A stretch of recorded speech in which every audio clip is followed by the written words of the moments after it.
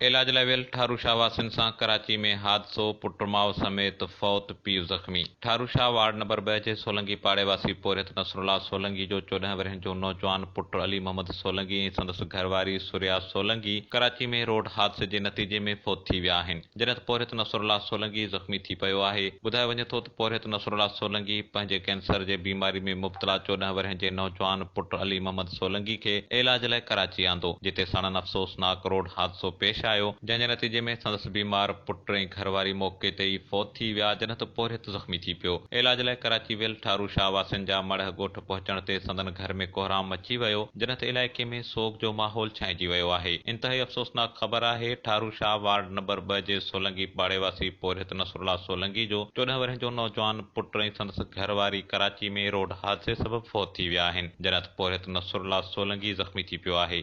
DM Soomro, Kawish digital media reporting team, Tharu Shah.